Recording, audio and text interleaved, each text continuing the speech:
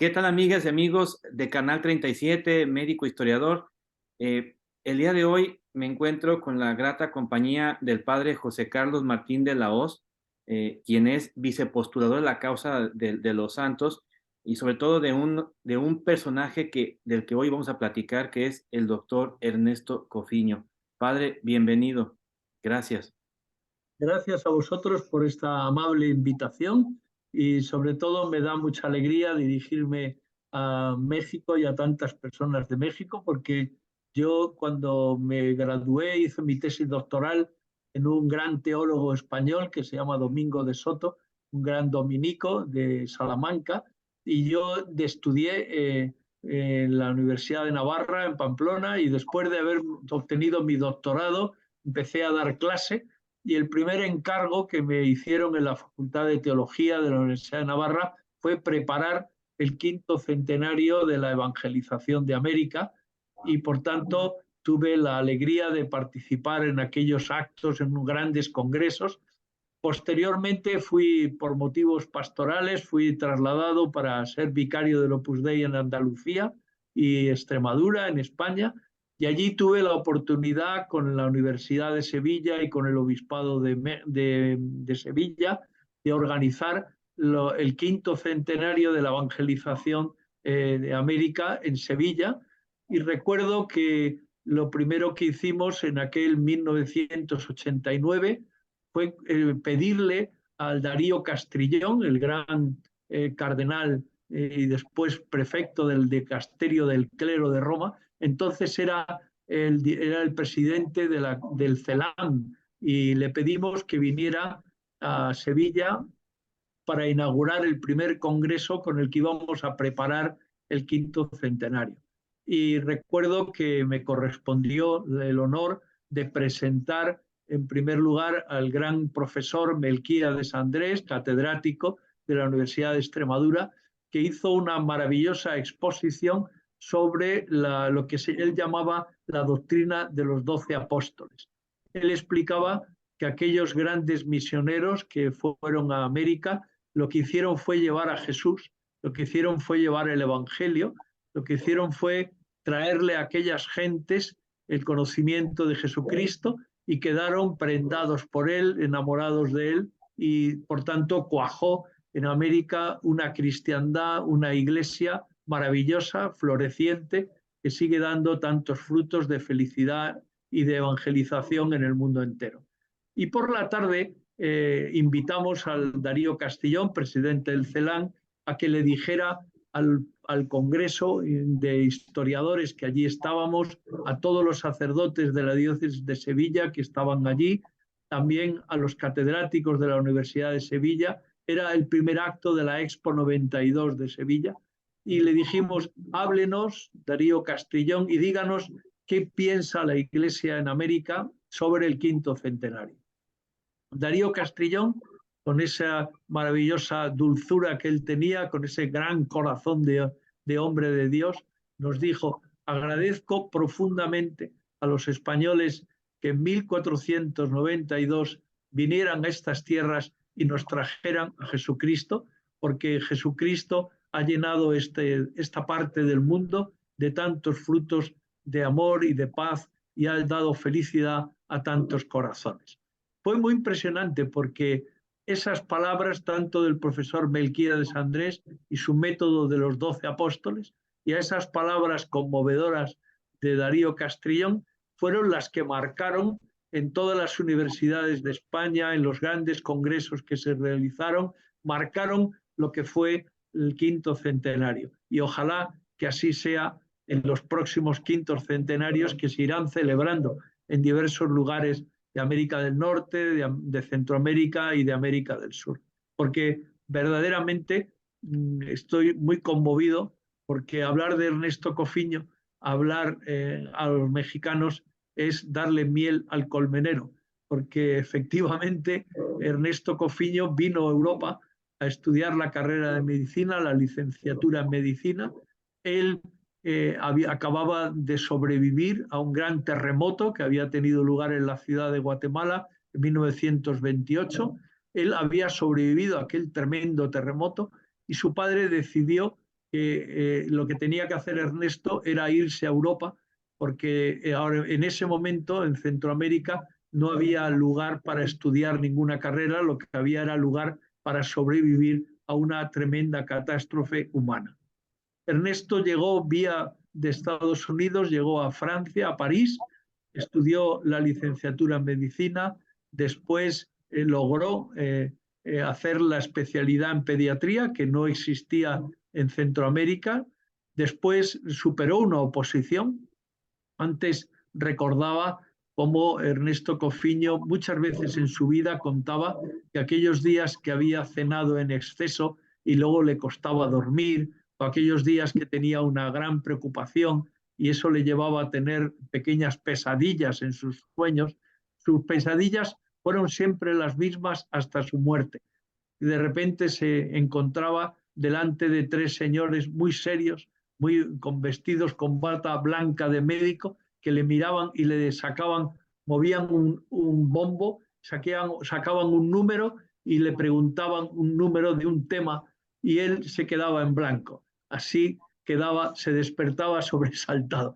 Se ve que debe ser algo que le debió de ocurrir a él en aquellos 3 intentos que realizó hasta superar la oposición y poder realizar la especialidad y la práctica médica en París. Cuando terminó sus estudios, Ernesto estaba en una posición muy aventajada. Sabía francés, había terminado la licenciatura, había hecho la especialidad, había ganado una oposición, tenía el prestigio de ser un hombre de un gran conocimiento científico y de una gran talla humana, y podía haberse quedado y haber buscado una mujer y haber contraído matrimonio y haber vivido una vida tranquila y científica en Francia en aquel momento en Europa donde había un gran desarrollo humano en todos los sentidos. Pero el Espíritu Santo le llamó para que volviera y le llamó recordándole que tenía que luchar por la vida del no nacido, por la vida del nacido y por la vida de todo nacido. Esa llamada a la vida hizo que Ernesto abandonara la comodidad de un futuro cierto para lanzarse a la aventura de un futuro incierto. Y efectivamente regresó a Guatemala, empezó a trabajar, al poco tiempo obtuvo la cátedra de pediatría en la Universidad de San Carlos, en la ciudad de Guatemala, y desde allí empezó a trabajar, construyó a través de medios que fueron proporcionando el Estado y la iniciativa privada, construyeron el primer hogar para el niño, el primer centro para menores, después fue nombrado director del hospital de la ciudad, del hospital de San Juan de Dios de Guatemala, y cuando estaba en la cumbre del trabajo, de la intensidad profesional, de la vida apasionada por la vida, de repente el 8 de diciembre estaba en una farmacia con su amigo Rafael en la Sexta Avenida, que así es como se denomina la calle más importante y comercial de la ciudad de Guatemala. Y de repente, mientras él estaba con su amigo Rafael, apareció una joven guapísima, bellísima, llamada Clemencia, una joven de Quenalcinalgo, que es la segunda gran ciudad de Guatemala, y él, Ernesto, quedó absolutamente prendado de la belleza de aquella mujer, que se dirigió a su amigo Rafael y se despidió de él fugazmente. Ernesto quedó tan locamente enamorado de Clemencia que empezó a buscarla por toda la ciudad de Guatemala. Y ella hábilmente se iba desembarazando de él, como se dice en España, lo iba toreando. Y le iba dando verónicas y pases de pecho, se lo iba quitando de encima, hasta que llegó el 31 de diciembre. El 31 de diciembre, en el Gran Casino de Guatemala, tuvo lugar el gran baile de final de año. Allí Ernesto acudió y descubrió que estaba Clemencia. Entonces se acercó humildemente y le pidió un baile. Seguidamente Clemencia le concedió un segundo baile y finalmente le concedió un tercer baile. En ese tercer baile, Ernesto Cofiño estaba locamente y perdidamente enamorado de Clemencia y le pidió el número de teléfono. En ese momento Clemencia le dijo, no, el azar ha hecho que nos encontráramos, el azar hará que nos volvamos a encontrar. Y no le dio el número de teléfono. Eso hizo que Ernesto siguiera buscándola por toda la ciudad hasta que finalmente Clemencia estimó oportuno concederle una cita y salir a dar un paseo con él. Luego otro paseo y otro paseo, hasta que ya cuando lo tenía completamente enamorado, le dijo que sí, que le daba la mano y quedaron en una proposición de matrimonio. Efectivamente, pocos meses después se casaron, tuvieron 5 hijos, constituyó una familia apasionada, enamoradísima, y Clemencia logró una cosa muy grande, que es que el amor conyugal, el amor de Ernesto por Clemencia, fuera lo primero de su vida. Lo segundo, los hijos. Y lo tercero, la apasionante profesión de pediatra en un lugar donde había que acabar o disminuir, mejor dicho, la mortandad infantil, la tuberculosis infantil y tantos problemas como tenía la pediatría en Centroamérica. Pocos meses después, o pocos años después, un día en un velatorio, en un velorio, como dicen en Guatemala, estaba Ernesto rezando delante de un amigo difunto y apareció el cardenal arzobispo de Guatemala. Él era muy amigo y se encontraron y le dijo, don Ernesto, usted lleva tiempo pidiéndome un director espiritual. Aquí le presento al mejor que tenemos en Guatemala. Y le presentó al doctor Antonio Pedrezuela, un sacerdote del Opus Dei que acababa de llegar a Guatemala. Don Ernesto le pidió a don Antonio Rodríguez Pedrezuela que le concediera una audiencia y don Antonio le dijo, no, no se preocupe, deme usted su teléfono que yo le llamaré, porque como usted está tan ocupado, yo me encargaré de buscarle. Y efectivamente, al cabo de muy pocos meses, don Ernesto Cofiño descubrió que tenía vocación a ser el primer supernumerario del Opus Dei de toda Centroamérica.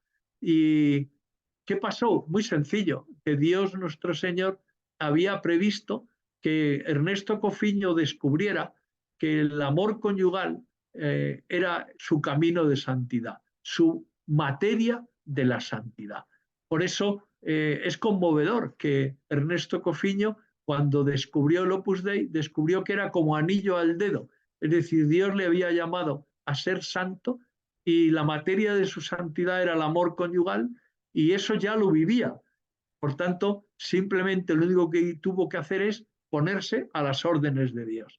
Es decir, lo que ya hacía, seguir haciéndolo con todo entusiasmo, con todo amor de Dios, pero como camino vocacional. Por eso, al final, uno puede decir, Dios nuestro Señor quiere que Ernesto Cofiño sea un modelo para todos los cristianos de América y Dios quiere que Ernesto Cofiño sea un intercesor, es decir, sea un amigo que tenemos en el cielo que viene a nuestra ayuda. ¿Y qué es lo que podemos pedirle a Ernesto Cofiño? ¿Qué es lo que podemos pedirle que nos ayude a imitarle? ¿En qué le podemos pedir gracia para que vivamos? Pues que aprendamos a poner por delante de todo el amor a tu mujer, a tus hijos, a tu gente, a tus amigos, a tu país, a tu hospital, a lo que tienes a tu alrededor. Porque si lo primero es el amor conyugal, lo primero que habrá que hacer es hacer oración y decirle, Jesús, dame amor para amarte y enséñame a amar a mi mujer y a mis hijos, o a mi marido y a mis hijos, enséñame a amar como tú me has amado a mí. De modo que al final, lo bonito de la vida de Ernesto es que uno puede aprender a amar a Dios y amando a Dios, amar a los demás, empezando por el primer prójimo, que es la propia esposa o el propio esposo, y después construyendo un amor muy íntimo. Por eso el amor es cosa de tres: Jesús, el hombre y la mujer, o Jesús, la mujer y el hombre. El orden puede variar, pero es un triángulo amoroso: Jesús, el marido y la mujer. Por eso cuando nace un niño, el niño nace en una cuna triangular y esa cuna triangular hace que el niño siempre se sienta seguro. porque en cada extremo de la cuna siempre encuentra a alguien que le ama tierna y dulcemente. Por eso un día ese triángulo amoroso con el niño dentro o con los niños dentro, depende de los dones que Dios nos quiera dar, pues un día eso se traslada al cielo. Y cuando llega al cielo ya no es un triángulo con un niño, sino un triángulo con muchísima gente dentro, porque la familia cristiana es así. El padre, la madre, los hijos, los nietos, los primos, los contraprimos, los suegros, los contrasuegros y toda esa maravilla que es la familia cristiana, que aunque a veces no lo sabemos hacer, aunque a veces metemos la pata, pero sabemos que hay santos en el cielo que nos ayudan a pedirnos perdón y a seguir queriéndonos con toda la alma. Decía usted que también el doctor Cofiño supo equilibrar su vida entre la familia, el trabajo, su patria. ¿Cómo logra el doctor Cofiño hacer este equilibrio que a muchos se nos llega a perder? Bueno, la clave del equilibrio es poner en el centro del corazón a Jesucristo. Cuando uno aprende, cuando celebramos la Santa Misa o asistimos a la Santa Misa, hay una parte fundamental que se llama la liturgia de la palabra, donde aprendemos a escuchar la palabra de Dios. Una vez que nos hemos arrepentido de nuestros pecados, tenemos el corazón abierto, podemos escuchar la palabra de Dios, que es algo que va a alimentar nuestra vida todo el día, va a alimentarnos de ideas, va a alimentarnos de meditación, de puntos de contemplación. Después viene una segunda parte, que es la parte sacrificial, que es la parte importante. Uno ha oído misa entera cuando ha oído la parte sacrificial, desde el ofertorio hasta la bendición final. Es decir, eso es la misa, la parte esencial. La primera parte es la preparatoria para poder entrar en el misterio del sacrificio de la misa. Por eso es muy bonito que cuando termina la primera parte, que es el ofrecimiento, la consagración, antes de la consumación, que es el Padre Nuestro y la comunión, antes hay una frase final que es la clave: por Cristo, con Él y en Él. Esas tres palabras es lo que se llama un programa de santidad para un cristiano en medio del mundo, para Ernesto Cofiño y para el que quiera ser como Ernesto Cofiño. Es decir, que se empieza por hacer las cosas por Jesús, después uno descubre que hacer las cosas por Jesús es muy fácil despistarse y que se nos cuelen otras intenciones, otras motivaciones. Por eso uno descubre que el único camino de hacer las cosas por amor a Jesús, por amor a tu mujer, por amor a tus hijos, por amor a tu gente, a tu patria, ¿no? El único camino para hacerlo por Dios o por Jesús o por los demás es hacerlo con Jesús. Si ya te agarras a Él, tomas su mano, como hacía Ernesto, él iba por el pasillo, iba con Jesús. Cuando tomaba a un niño en sus brazos, lo tomaba con Jesús. Luego, cuando besaba a un niño, lo besaba con Jesús. Cuando besaba a su mujer, lo besaba con Jesús. Cuando abrazaba a un pobre, cuando cuidaba a un necesitado, cuando un día le robaron en el coche y le atracaron, le atracaron y un hombre y le dio la mano después de dejarle con vida, le dio la mano y le dijo: le daré la mano encantado cuando se arrepienta usted de la vida que lleva. Pero eso le costó mucho, porque su habitual hubiera sido abrazarle, pero en ese momento pensó que la lección formativa era decirle: ya le abrazaré en cuanto usted se confiese, vuelva usted a la buena vida, ¿no? Pero es muy bonito lo de con Jesús, hacer las cosas con Jesús, porque cuando uno hace todo con Jesús, entonces es muy fácil acabar haciendo las cosas en Jesús, dentro de Él, ¿no? Metido en Él. En el libro del Apocalipsis, al comienzo, dice que se le entrega un libro a los escogidos, a los que se van a salvar, a los íntimos de Dios, se les entrega un libro que está escrito por dentro y por fuera.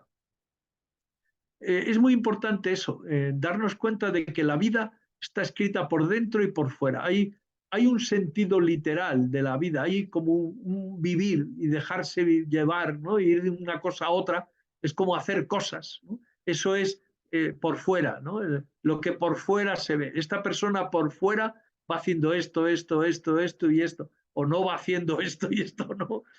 Hay cosas que se hacen como por fuera, como los libros se pueden leer por fuera, se leen las palabras, se ve lo que dicen, pero hay otro libro que está escrito por dentro y hay otra vida que está escrita por dentro, que es la intención con lo que lo hago, el amor que tengo dentro. Por eso al final, cuando uno se muere, lo bonito es ver cuánto amor tiene en su corazón, porque ese es el carnet de identidad, el pasaporte para llegar al cielo. Cuando lleguemos delante de Dios, la pregunta es, hijo mío, ¿cuánto amas? ¿Cuánto amor hay en tu corazón? ¿No? Y eso es la clave. De modo que el propio trabajo, y un trabajo como el de médico, que es el trabajo más bonito del mundo después del de sacerdote, porque en el fondo hacemos lo mismo los sacerdotes y los médicos, que es ocuparnos de los demás, de los hijos de Dios, ¿no? Nos ocupamos los dos del cuerpo y del alma, porque el médico también sabe que como no consiga que el enfermo sonría, tiene poco que hacer, ¿no? El hombre tiene que colaborar para curarse, ¿no? Sí. Igual que uno tiene que descansar y tiene que hacer deporte, si no solo rezando no se llega a la santidad, uno se puede grillar, ¿no?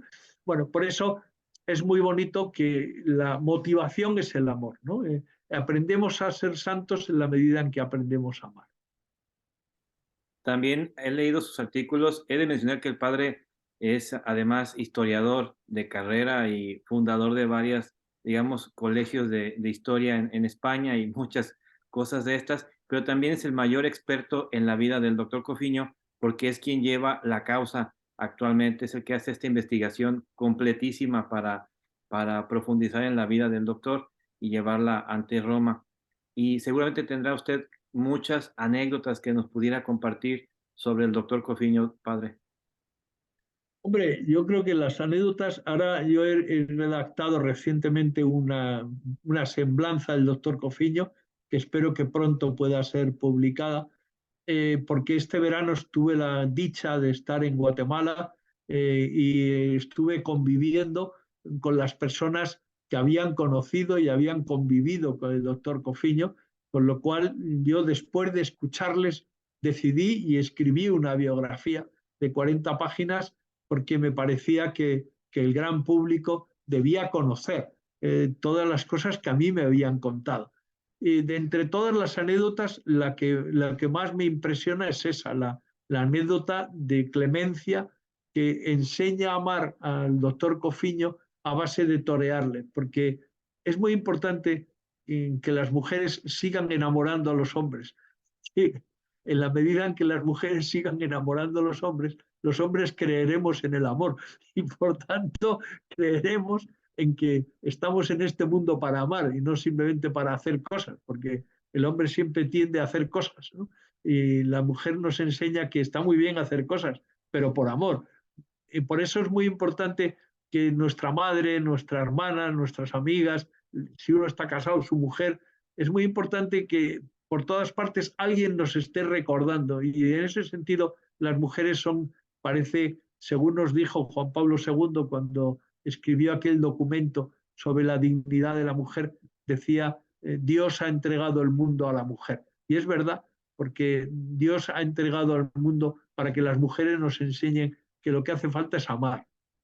Por eso hacen falta mujeres médicos, mujeres jueces, mujeres abogados, mujeres arquitectos. Necesitamos mujeres en casa, necesitamos mujeres en todas partes para que los hombres nos recuerden que estamos aquí para amar, no solo para hacer cosas, ¿no? Por eso a mí lo que más me conmueve de Ernesto es cómo él se dejó enamorar y quedó y siempre estuvo prendado de su mujer. O sea, nunca aflojó en eso, nunca dijo yo ya la amo suficiente. Cada día intentaba amarla más, ¿no? Es muy bonito que él pensaba que lo que se trataba era de tener todos los días un detalle de cariño con su mujer y todas las semanas una sorpresa. Él andaba siempre con eso en la cabeza y en su oración siempre empezaba, Señor, ¿qué quieres que haga hoy con mi mujer? ¿Cómo la puedo hacer más feliz? ¿No? Por eso cuando ya su mujer se murió, lo que hizo fue continuar amando a sus 5 hijos, a sus nietos, y luego añadió una cosa nueva, que era, él se jubiló, poco tiempo después de que muriera su mujer, se jubiló, y él le pidió a los directores del Opus Dei que le dijeran cómo poder amar a mucho más gente. Y entonces él empezó a presidir diversos patronatos. Por ejemplo, patronato de una residencia de 200 estudiantes, donde había que buscar los medios económicos para mantener la residencia y donde había que hablar con los 200 residentes para tenerlos encendidos en la profesión, en el amor a su novia, en las cosas importantes, porque a los jóvenes hay que enseñarles a administrar la libertad y hay que enseñarles a soñar con cosas grandes y a madurar para cosas grandes, ¿no? Y eso hace falta tiempo, hace falta alguien.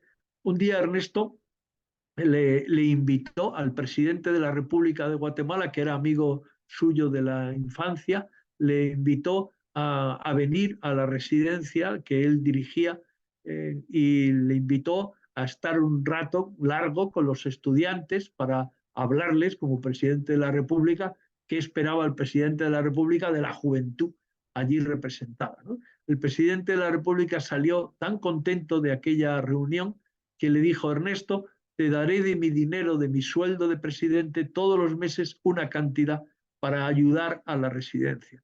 Pero quiero que sepas que me has dado un gran ejemplo viéndote dedicarles tiempo a estos jóvenes universitarios, ¿no?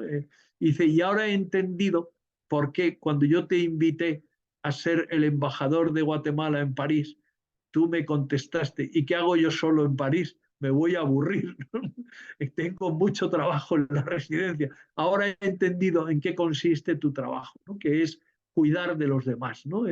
Por eso yo creo que es muy bonito, de entre todas las anécdotas, a mí siempre las que más me impresionan son esas, ¿no? Como él buscaba amar y buscaba enseñar a otras personas a amar, a dedicarle el tiempo a los demás.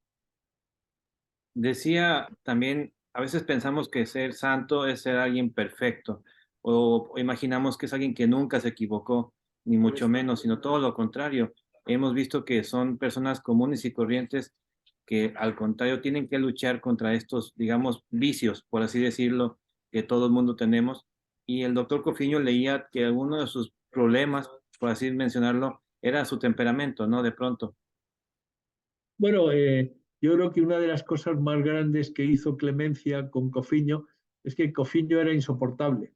Y claro, porque él había estudiado en París. Él era el primer catedrático de pediatría de Centroamérica.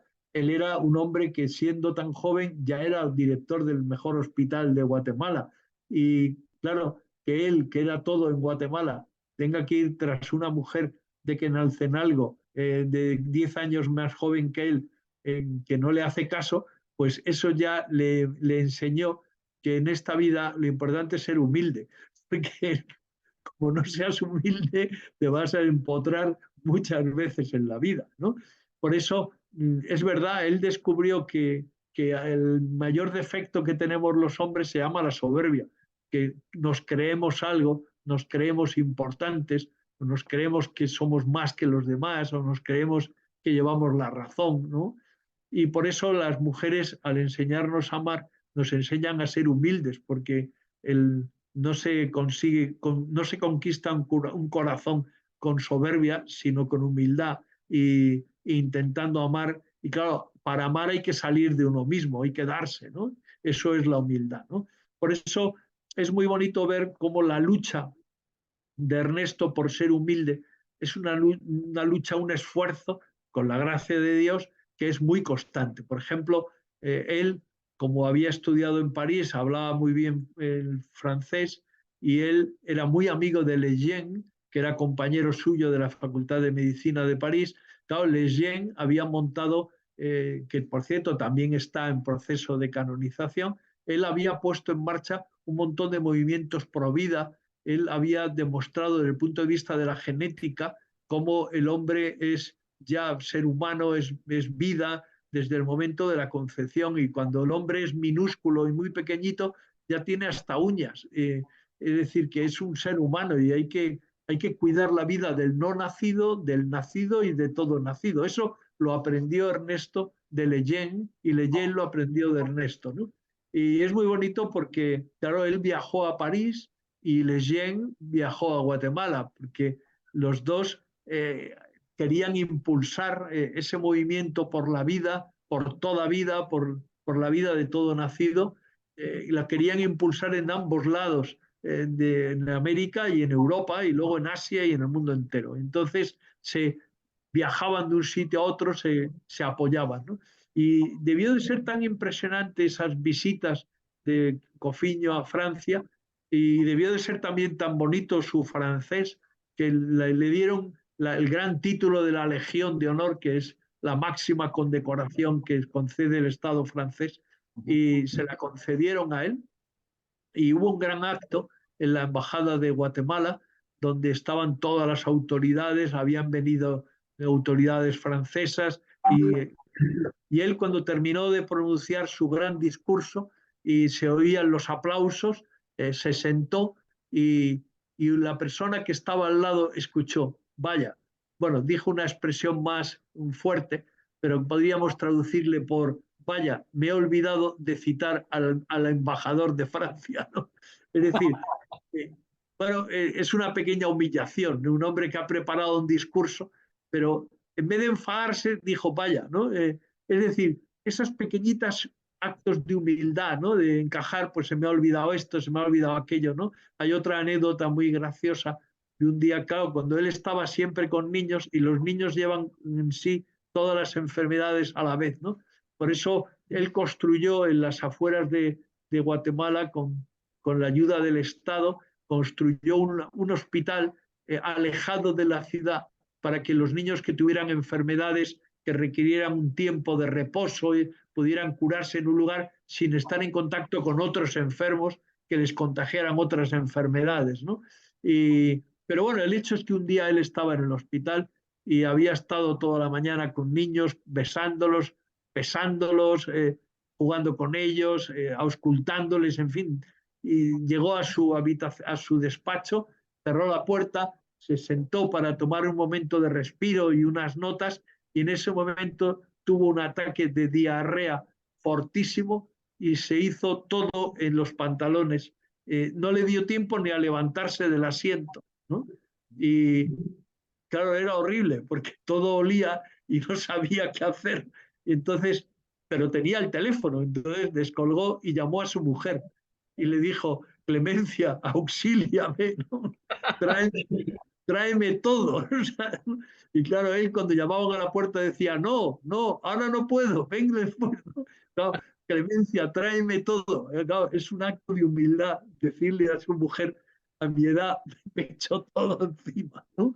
Bueno, a veces la vida trae esas pequeñas bromas, ¿no? Que hay que saber encajar y reírse, y no pasa nada, hay que seguir trabajando, ¿no? Por eso creo que sí, es muy importante saber que los santos no nacen, los santos se hacen, con la gracia de Dios y con el esfuerzo personal. Qué importante también lo que menciona sobre el tema de la defensa de la vida, que incluso a Leyen le costó el Premio Nobel de Medicina en su tiempo por ser católico, por practicar la religión católica incluso. Y esto que también menciona al doctor Cofiño como uno de los pioneros en la defensa de la vida, no solo en Centroamérica, sino yo diría en toda América Latina, esta defensa tan importante y más de la mano de otro gran hombre, como decía usted, un genetista, bueno, que es el padre de la genética moderna. No, yo creo que es muy bonito como yo creo que el Espíritu Santo de vez en cuando da golpes en la mesa y dice, bueno, hasta aquí hemos llegado, en esto no puede seguir así, ¿no? Y yo creo que ahí al comienzo del siglo XX hubo un golpe de mano fuerte del Espíritu Santo, que fue decir, no puede ser. Estos muertes de estos niños que no salen adelante por desnutrición o por tuberculosis infantil o por tantos motivos muchas veces egoístas. Esto no puede ser. Estos son, como dice la escritura, pecados que claman al cielo. Y de vez en cuando el Espíritu Santo da un golpe de mano y dice, se acabó. voy a enviar unos cuantos hombres fuertes, fieles, enamorados de Dios, enamorados de la vida, que luchen para resolver una cuestión u otra. Por ejemplo, en el tema de la esclavitud, fue otro de los golpes de mano del Espíritu Santo, dice, se acabó, esto no puede ser, ¿no? Es decir, lo que había comenzado San Pablo a través del decir que se podían bautizar los esclavos, porque los esclavos eran personas humanas, eso fue ir directamente para acabar contra la esclavitud, porque la dignidad de la persona humana no contempla el que un hombre pueda ser esclavizado. Por eso luego tardó siglos en que esa doctrina se abriera, porque a veces el egoísmo de los hombres nos impide ver la dignidad de la persona humana en toda su grandeza. Pero de vez en cuando el Espíritu Santo dice, se acabó, voy a enviar. Por eso yo creo que es bonito que también cada uno de nosotros pensemos, a mí, ¿qué me está diciendo el Espíritu Santo? En mi ambiente, en mi vida, ¿qué golpe de mano tengo que dar yo? ¿Qué tengo que provocar una reacción para que cambie esto o aquello que afecta a la dignidad de cada persona humana, de cada una de las personas? Un aspecto también importante del doctor Cofiño es que dejó muchos escritos, ciertamente, ¿no? Tenía como diario que nos iba, bueno, que iba redactando, leía en algún artículo que no lo hacía a lo mejor de manera cronológica o con algún orden específico, sino era lo que iba surgiendo de lo más íntimo de su ser. Sí, Ernesto es un hombre muy práctico. Yo creo que la ventaja para tantas personas que quieren enamorarse de Jesucristo, que quieren ser santos en medio del mundo, en la calle, personas que tienen mentalidad laical, ¿no? Por ejemplo, para Ernesto, lo importante no es cuando uno hace oración si Jesús sacramentado está dentro del sagrario o fuera, está en una custodia muy bonita o muy fea, si hay un foquito que ilumina o no hay foquito. Lo importante es que la lamparilla del sagrario está encendida. Lo importante es que Jesús está presente en la Eucaristía. Ernesto era un hombre muy práctico, era un hombre de la calle, una persona corriente, es decir, que corre, o sea, que va de un sitio a otro, ¿no? Y por eso él era muy práctico, tenía una mentalidad laical muy clara.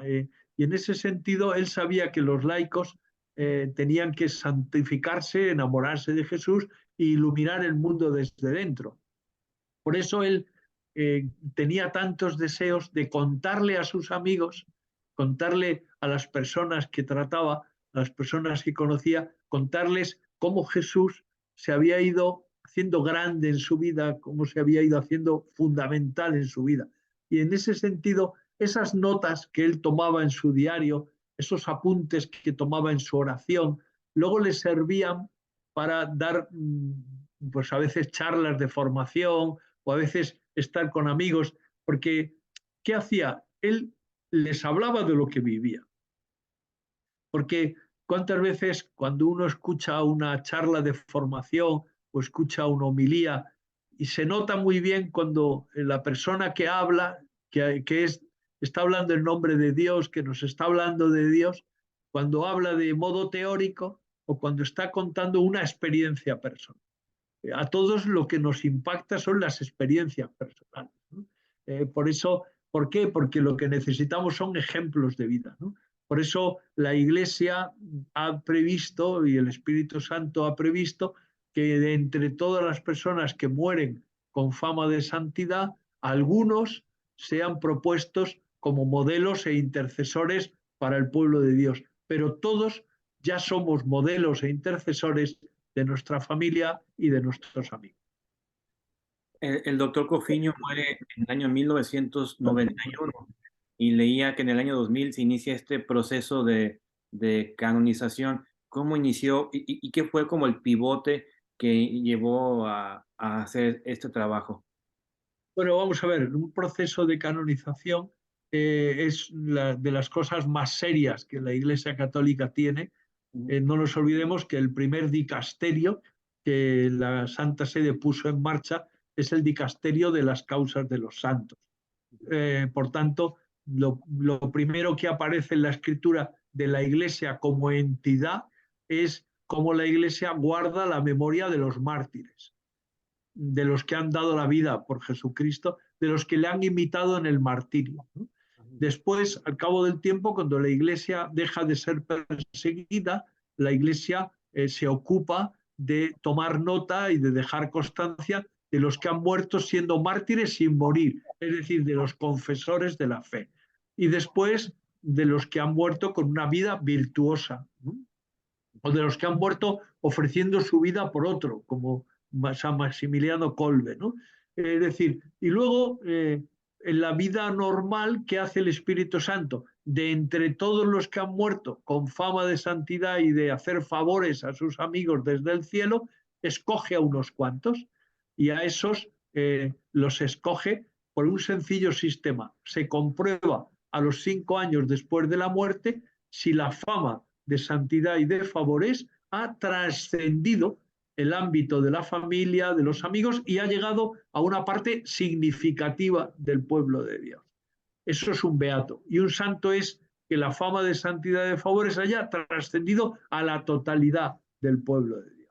En ese sentido, lo que hacemos los que nos dedicamos a esta tarea es estar atentos y comprobar cuando de repente empieza a crecer. Por ejemplo, en Europa tenemos ahora un caso que ya ha llegado a América, según me ha llegado, de un chico joven de Manchester que se llamaba Pedro, que era un joven de padres españoles, pero que había nacido en Manchester, en Inglaterra, un joven que descubre su vocación al Opus Dei con 18 años y muere con 21 y ha muerto con una vida impresionante, con un cáncer tal, y esa fama de que Pedrito, que así le llamaba a todo el mundo, era un hombre santo, ha trascendido y ya ha llegado y llegan favores de Pedrito del mundo entero. O por ejemplo, Acutis, Carlo Acutis, que es un joven de 14 años que ya está beatificado, también su vida de santidad ha llegado al mundo entero. Es decir, que el Espíritu Santo toma, por ejemplo, hay otro caso que ha aparecido ahora en Europa que es de Echevarría, un chico que se llama Echevarría, que estaba en Londres, un español, y vio como un musulmán había perdido la cabeza y estaba con una gran cimatarra atacando gente, y él pues se enfrenta con él y finalmente logra impedir que mate a más gente, aunque finalmente muere él, ¿no? Es un hombre que da la vida por los demás, ¿no? En nombre de Jesucristo, e intenta hablar con el otro para que deje de matar, ¿no? Son casos que de repente trascienden y llegan al mundo entero, se hacen. Es decir, el Espíritu Santo va proponiéndonos modelos, pero no nos olvidemos que ya nosotros todos hemos de ser modelos, intercesores de nuestra familia, ¿no? Pero bueno, efectivamente, cuando a los 5 años de la muerte se comprueba que hay una fama de santidad y de favores consolidada, entonces se podría empezar un proceso de canonización. Con el doctor Cofiño, entonces, inicia este proceso. ¿Y cuántos pasos son, padre? Veía que son varios los que hay Sí. que seguir. Bueno, en el fondo se podría decir muy resumidamente, porque tenemos que interrumpir nuestra conversación, porque hay que hacer cosas, pero resumidamente ya otro día podemos continuar profundizando. En resumen, un proceso de canonización es escuchar 3 voces.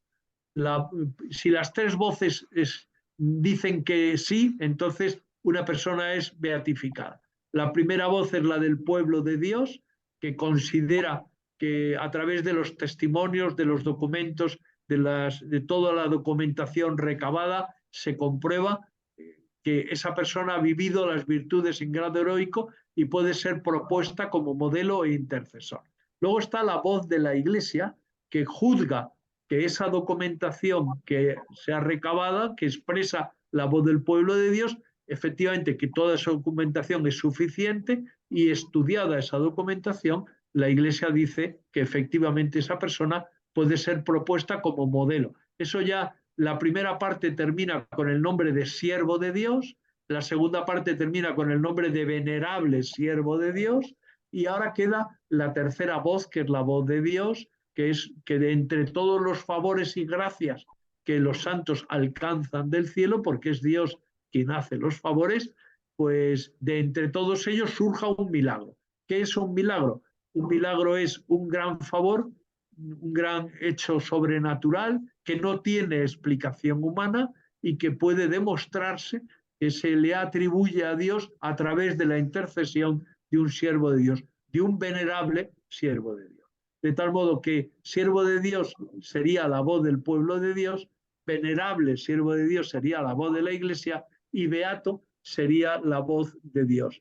Otro segundo milagro indicaría que Dios quiere que sea santo, es decir, que sea propuesto como modelo de santidad y de favores para todo el pueblo de Dios.